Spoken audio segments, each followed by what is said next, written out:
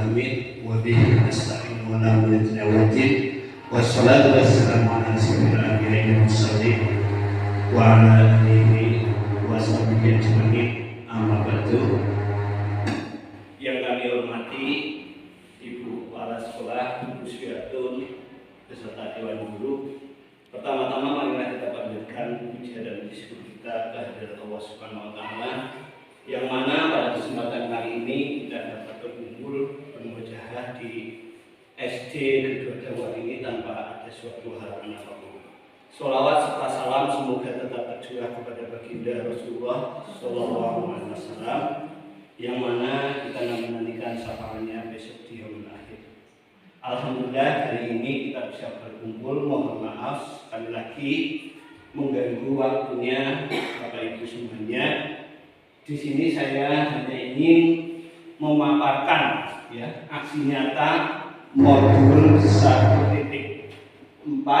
tentang budaya positif dan pengalaman penerapan budaya positif, di mana pada program calon guru penggerak yang saya laksanakan itu saya sudah sampai modul 1.4, berarti sudah selesai satu modul kemarin pada akhir Desember. Untuk itu langsung saja yang pertama. Saya ucapkan selamat datang para guru hebat, bahwa mari belajar bersama, berkolaborasi, saling mendukung demi mewujudkan disiplin positif di sekolah kita SD Kedua Dawan yang tercintai. Nah, kali ini kita akan bahas tentang konsep utama modul budaya positif. Yang pertama yaitu tentang perubahan paradigma belajar. Kemudian ada disiplin positif, kebutuhan dasar manusia, motivasi perilaku manusia, posisi kontrol restitusi, dan keyakinan kelas. Kemudian yang terakhir ada segitiga restitusi. Nah, di sini saya bukan menggurui Bapak Ibu Bapak Ministerio, tetapi kita saling berkolaborasi saling berdiskusi. Mungkin Bapak Ibu semuanya malah sudah paham tentang budaya positif, karena kemarin di BMM kalau tidak salah itu di topik berapa ya? Topik 10 atau berapa itu ada Nah, itu mari kita saling bekerjasama, saling berkolaborasi untuk mewujudkan budaya positif di SD Kedua Dawan ini. Nah, yang pertama kita akan bahas yaitu tentang pembelajaran dengan paradigma baru. Di mana pembelajaran dengan paradigma baru ini pembelajaran dengan dirancang berdasarkan prinsip pembelajaran yang terdiferensiasi, sehingga setiap siswa itu belajar sesuai dengan kebutuhan dari tahap perkembangan untuk mewujudkan profil pelajar Pancasila. Nah, terdiferensiasi ini maksudnya itu membedakan, anak tidak disamaratakan. Selama ini kita kan masih pembelajaran secara klasikal, memandang bahwa anak itu memiliki kemampuan yang sama.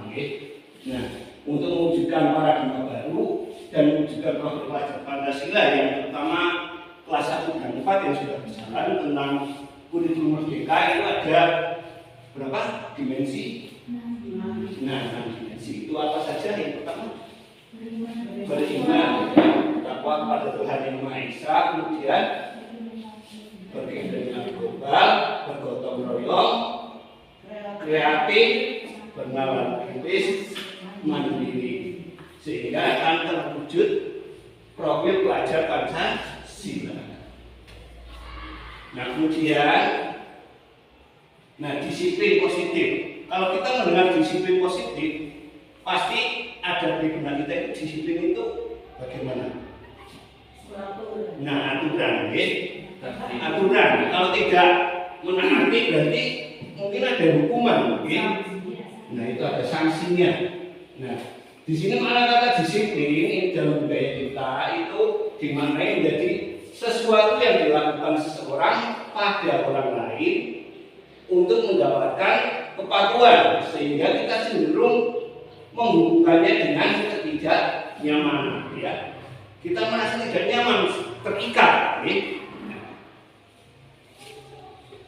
Sehingga di sini pandangan kita sebagai pendidik, ini tujuan kita adalah untuk menciptakan anak-anak yang memiliki disiplin diri, sehingga bisa berperilaku dengan mengacu pada nilai-nilai kebajikan universal dan memiliki motivasi intrinsik, bukan ekstrinsik, ya, bukan dari luar, tapi dari dalam diri kita sendiri.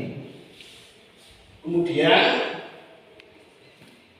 nah, tujuan disiplin positif di sini ini merupakan salah satu cara penerapan disiplin yang bertujuan untuk menumbuhkan kesadaran serta memberdayakan anak untuk melakukan sesuatu tanpa sogokan, ancaman maupun hukuman, ya.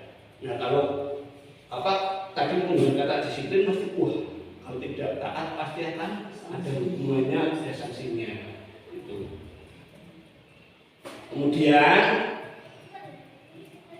nah, kebutuhan dasar manusia, ya. Nah, kebutuhan dasar manusia di sini terbagi menjadi ada bertahan hidup.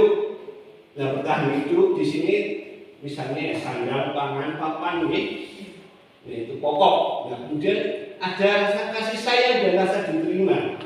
Nah, ini kadang anak itu merasa kalau di sekolahan itu kan kadang ada anak yang istilahnya caper, nah, cari perhatian. Mungkin di keluarganya itu kurang kasih sayang dari orang tua, sehingga mungkin di sekolahan dengan guru, dengan pak guru itu merasa caper, perlu diperhatikan, nah, itu anak perlu butuh kasih sayang dan rasa diterima. Kemudian ada penguasaan, kemudian ada butuh kebebasan dan kesenangan, karena kalau belajar terus belajar tidak diimbangi dengan mungkin diselingi dengan permainan atau apa, itu anak merasa bosan, sehingga kita perlu kesenangan, anak itu perlu kesenangan.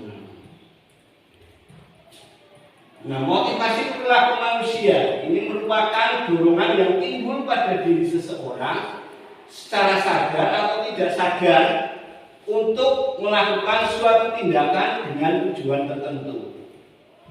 Nah, di sini menghindari ketidaknyamanan dan hukuman. Yang pertama, nah, mungkin murid melakukan disiplin diri karena ia takut dihukum, seperti tadi dijelaskan di depan, ya. Nah, ini merupakan motivasi ekstrinsik dari luar, ya. Karena mau disiplin tapi karena takut dihukum, ya. Kemudian yang kedua, mendapatkan imbalan dan penghargaan dari orang lain. Nah, murid melakukan disiplin diri karena ia ingin mendapatkan imbalan. Ini merupakan motivasi ekstrinsik juga, ya. Nah, ini. Kemudian ada menghargai nilai-nilai kebajikan diri sendiri. Nah, ini yang kita akan gali. Nah, murid melakukan disiplin diri karena sadar akan nilai kebajikan dirinya. Ini merupakan motivasi intrinsik yang timbul dari dalam diri, ya. Nah, ini. Sehingga kita usahakan ini anak memiliki nilai kebajikan diri sendiri, bukan dari luar, ya. Nah, kemudian, nah, konsep disiplin dengan identitas gagal itu yang bagaimana coba? Kita lihat yang sama, ini hukuman. Nah, hukuman pasti akan menyakitkan, ya.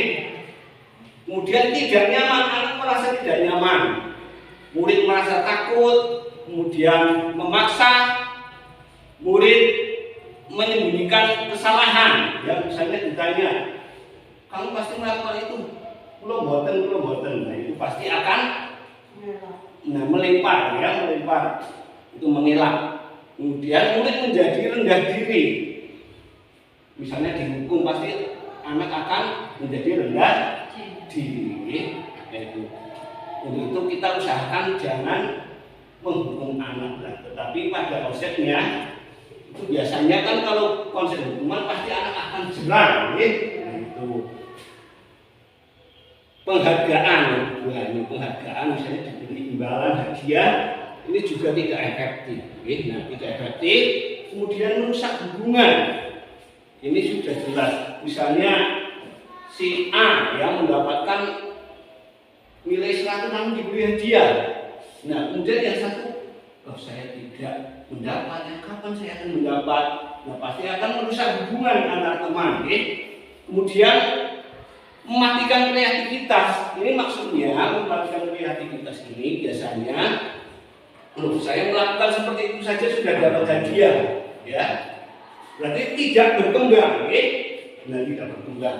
Kemudian menghukum dengan sistem ranking. Nah ini yang tidak diperbolehkan. Sementara kita kan kemarin-kemarin itu kan masih menggunakan sistem ranking. Biasanya akan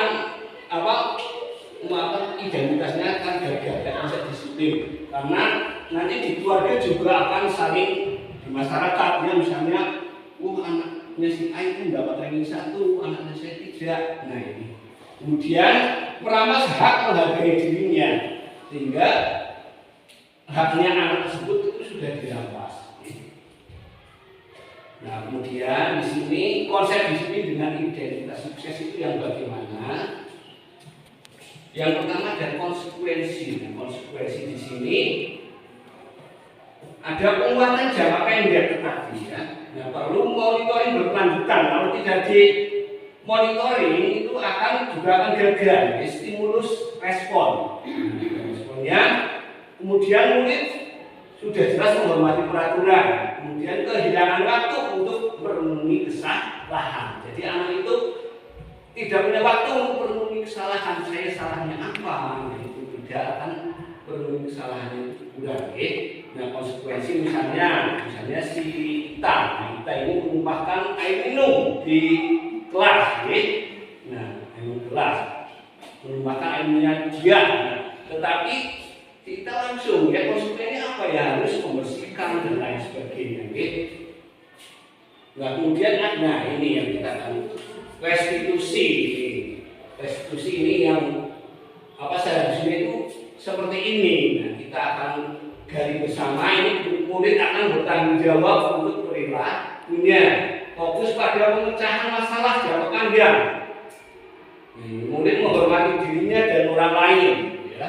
Kemudian ada teori kontrol. Dirinya memegang kontrol. Kemudian murid bersemangat memperbaiki kesalahan. Ini adalah konsep restitusi. Nah, kemudian konsep disiplin melalui pendekatan restitusi itu sebuah cara menanamkan disiplin positif pada murid. Nah, ini pengertian restitusi itu proses menciptakan kondisi bagi murid untuk memperbaiki kesalahan mereka sehingga mereka bisa kembali pada kelompok-kelompok mereka dengan kelompok karakter yang lebih kuat. Ini menurut Gosen ya, 2004. Kemudian ciri-ciri restitusi ini bukan menebus kesalahan, jadi bukan menebus kesalahan, namun belajar dari kesalahan, memperbaiki hubungan. Tawanan bukan paksaan. Jadi kita tawarkan kepada anak tersebut. Jadi kita tidak memaksa. Menuntut untuk melihat ke dalam diri. Mencari kebutuhan dasar yang mendasari tindakan. Kemudian fokus pada karakter, bukan tindakan. Jadi menguatkan dan fokus pada solusi. Nah ini kalau restitusi itu yang kita tekankan itu karakter. Jadi tidak mungkin restitusi ini akan berjalan langsung jadi ya. Ini kedepannya itu diharapkan karakter si anak itu memiliki kepribadian yang baik, berkarakter baik, tanggung jawab. Nah, kemudian di sini ada perbedaannya. Contohnya ini saya mengambil kasus siswa sering tidak mengerjakan PR. Nah, kalau kita beri hukuman misalnya, guru menghukum siswa tersebut nanti keliling lapangan 3 kali. Ini kan tidak sesuai ya, tidak sesuai dengan tidak mengerjakan PR dihukum keliling lapangan. Nah, atau hormat bendera mungkin. Nah, guru marah dan mungkin menjadi takut. Ini yang jangan dilaksanakan. Apalagi kemarin saya menonton berita juga ada guru menampar murid sampai menampar. Itu tambah parah. Kemudian ada konsekuensi. Nah, guru memberikan konsekuensi untuk mengerjakan PR-nya saat istirahat atau dikerjakan sebanyak 2 kali lipat. Guru tegas dan siswa menghormati peraturan, ini juga tidak efektif. Nah, kalau kita memakai restitusi di sini, guru menanyakan keyakinan kelas dirinya dan membantu siswa menyelesaikan masalah.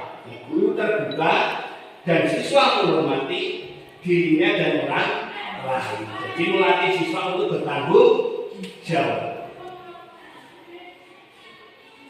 Nah, ini ada 5 posisi kontrol restitusi, coba renungkan ya. Nanti Bapak Ibu Panjenengan Sedoyo itu masuk yang mana? Ya perlu melakukan yang mana? Ini yang pertama ada penghukum, kemudian pembuat rasa bersalah,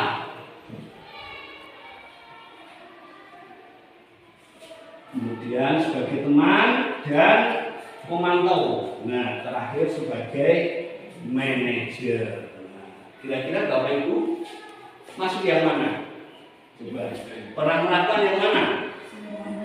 Penghukum, pembuat rasa bersalah, atau teman, atau pemantau, pernah melakukan sebagai manajer. Nah, mungkin pernah melakukan yang mana juga? Semuanya. Nah ya, ini yang kita harus garis bawahi ya, sebagai guru di sini kita masuk yang penghukum, mungkin pernah ya, pernah membuat rasa bersalah. Nah itu mungkin ya, mungkin teman, ya pemantau, kita harus pemantau, manajer ini yang paling bagus adalah sebagai manajer. Ya. Nah, coba di sini kasus siswa tidak memakai atribut lengkap saat upacara bendera, misalnya, kan kita pernah ya, mungkin tidak memakai dasi atau topi. Nah, penghukum coba ini patuhi aturan sekolah lalu berdiri di depan barisan. Nah, ini kita pernah melakukan ini, nah, pernah, padahal tidak sesuai ini, harusnya jangan. Kemudian membuat rasa bersalah di sini. Berapa kali Pak Guru harus memberitahu kamu, Pak Guru kecewa sama kamu. Ya, ini ya, rasa bersalah. Kemudian ada lagi, ini ada teman. Ayolah yang tertib buat Pak Guru bangga. Kali ini tidak apa, kamu salah. Ini sebagai teman. Oke. Kemudian ada pemantau. Kamu sudah melanggar apa peraturan dan konsekuensinya. Ini kita arahkan, kita menjawab. Tetapi kalau sebagai manajer itu, apakah kamu tahu kesalahanmu? Kira-kira bagaimana kamu akan memperbaiki kesalahan ini? Nah, kalau kita sebagai penghukum, nanti anak berdiri di depan, biasanya anak akan malu dan lain sebagainya. Ini yang menurut konsep guru penggerak itu tidak boleh dilaksanakan.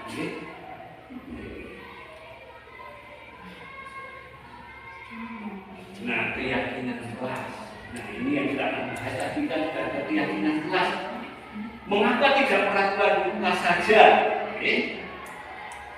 Nah, coba saya akan berikan pemantik. Nah, mengapa kita memiliki peraturan tentang penggunaan helm pada saat mengendarai kendaraan roda 2 atau motor? Kira-kira apa? Untuk keselamatan. Untuk keselamatan. Berarti muncul dari intrinsik ya. Bukan karena takut polisi, bukan. Nah, itu. Kemudian yang kedua, kalau kemarin pada saat pandemi, kenapa kita memiliki peraturan tentang penggunaan masker dan mencuci tangan setiap saat? Baik, bukan karena takut nanti ada pengawas dan lain sebagainya. Nah itu.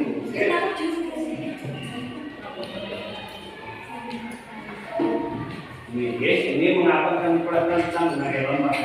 Kemudian kegiatan membuat keyakinan kelas.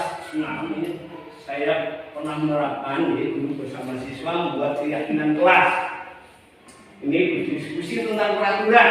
Ya, yang pertama, ya, kita diskusikan peraturan dulu. Apa peraturannya? Tetapi anak yang memunculkan ide, ya, misalnya disiplin mengerjakan tugas tepat waktu. Nah, itu keyakinan kelas misalnya seperti itu. Nah, ini merumuskan peraturan menjadi keyakinan. Setelah itu menempelkan keyakinan di kelas. sudah terpasang ya, di kelas 6 sudah terpasang, mungkin Bu Wita sudah. Nah, bagaimana untuk menentukan keyakinan kelas di sini lebih abstrak ya dari peraturan, jadi lebih konsisten. Yang berupa pernyataan universal, dibuat dalam bentuk positif, sedikit saja agar mudah diingat. Mungkin mengerjakan piket bersama ya, sesuai dengan kondisi kelas dan sekolah akan mudah diterapkan, dan semua warga kelas atau sekolah dilibatkan saat membuat. Jadi anak yang membuat kemudian kita rangkum. Nah, langsung lihat di sini segitiga restitusi. Nah, segitiga restitusi ini ada menstabilkan identitas. Kita semua akan melakukan hal terbaik yang bisa kita lakukan. Kemudian validasi tindakan yang salah. Semua perilaku memiliki alasan. Nah, kemudian ada menanyakan keyakinan. Kita semua memiliki motivasi internal. Nah, ini contohnya yang ini hanya praktek saja ya. Ini contoh penerapan segitiga restitusi.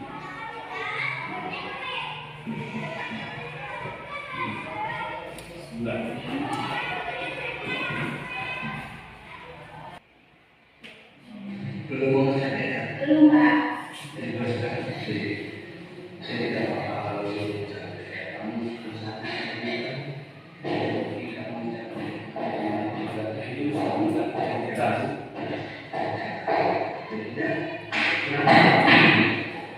karena bermain sambil lakukan dengan teman-teman Pak, jadi saya lupa untuk membacakan PR. Oh gitu, berarti dengan kamu baik datang lupa untuk membacakan PR. Baik, berarti keyakinan apa yang mau sampaikan? Saya melanggar Pak. Melanggar tidak tanggung jawab. Berarti tanggung jawab itu penting Pak. Nah, kalau begini saya kira apa yang akan kamu lakukan ke depannya? Saya akan berbagi waktu antara bermain dan belajar Pak. Nah, berarti kamu sudah paham sekarang. Kamu itu berbanyak menjadi orang yang seperti apa? Saya akan menjadi orang yang disiplin dan memiliki tanggung jawab. Nah, baiklah, kalau sudah sekarang jadi tutup kamu dan ikuti pembelajaran selanjutnya. Ya Pak, terima kasih. Ya. Nah, ini adalah contoh penerapan segitiga restitusi ya, kasus yang pertama. Nah, ini ada lagi yang tadi tidak memakai atribut. Ya, seperti itu.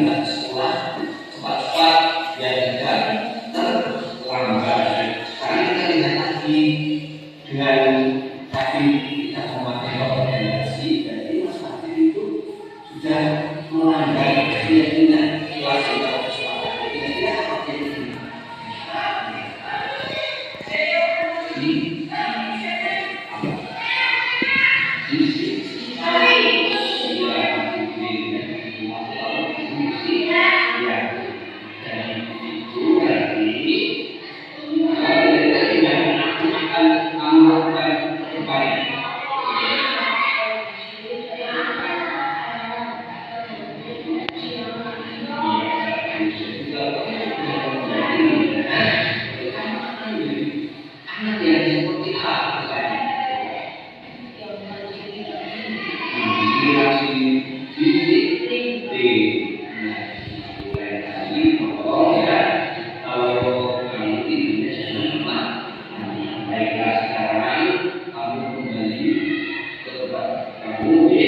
dan ibadah selanjutnya.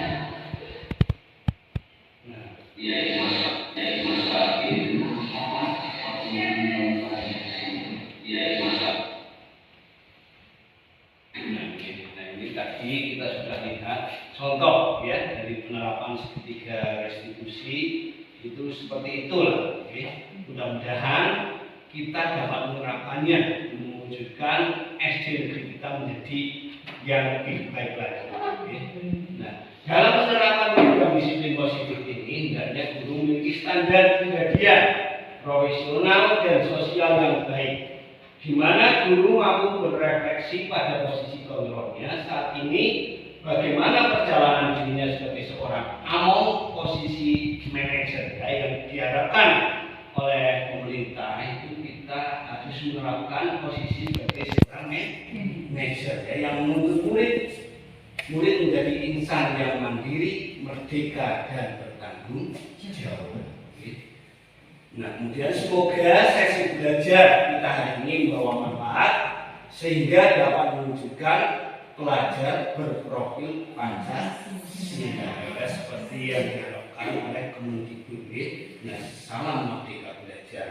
Mungkin hanya itu yang dapat saya sampaikan. Mungkin ada yang mungkin mau bertanya dan lain sebagainya. Kalau saya bisa menjawab atau menambahkan sedikit, silahkan. Mungkin Bu Lupi atau Bu atau jelas sudah mudah-mudahan ya apa yang tadi disampaikan bahwa SD Negeri 2 Dawan ini menjadi berubah yang menjadi lebih baik lagi dan anak memiliki disiplin yang positif. Terima kasih.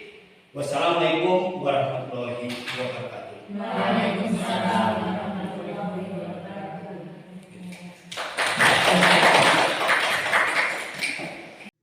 Assalamualaikum warahmatullahi wabarakatuh. Perkenalkan, saya Kruswiatun, Kepala Sekolah SD Negeri 2 Dawan, Kecamatan Wanayasa. Pada kesempatan ini saya akan memberikan pesan-kesan terhadap pelaksanaan kegiatan diseminasi pemahaman dan penerapan disiplin positif yang dilaksanakan oleh Saudara Hambali peserta calon guru penggerak angkatan yang ke-7. Pada waktu yang lalu, Saudara Hambali telah melaksanakan diseminasi pemahaman dan penerapan disiplin positif di SD Negeri 2 Dawan yang pesertanya yaitu kepala sekolah dan dewan guru dari kelas 1 sampai kelas 6 telah berjalan dengan lancar dan sukses. Dengan adanya diseminasi tersebut, saya dan rekan-rekan guru merasa senang dan beruntung bisa mengikuti kegiatan tersebut dan bisa mengetahui tentang apa itu disiplin positif.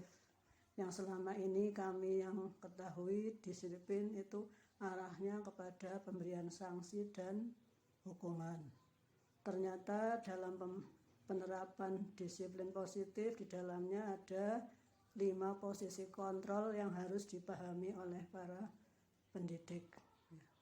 Untuk itu, setelah pelaksanaan ini semoga kepada Saudara Hambali dapat menerapkan posisi kontrol yang kelima, yaitu posisi kontrol sebagai manajer, sehingga akan tercipta kedisiplinan yang tumbuh dari dalam diri para peserta didik yang nantinya menciptakan ketertiban iklim sekolah yang kondusif, terutama terhadap guru-guru yang lain termotivasi untuk memahami penerapan disiplin positif. Demikian dari saya, banyak kesalahan kami mohon maaf. Assalamualaikum warahmatullahi wabarakatuh. Assalamualaikum warahmatullahi wabarakatuh. Perkenalkan, saya Ika Retno Bintari, guru kelas 4 SD Negeri 2 Ndawuhan, rekan kerja dari Bapak Kambali, calon guru penggerak.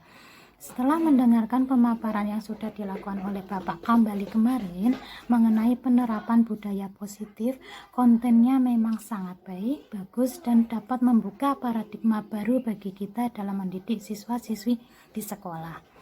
Berkaca dari itu semua, ternyata siswa di sekolah kami dalam menerapkan disiplin yang sudah berjalan, semua itu masih muncul dari faktor ekstrinsik.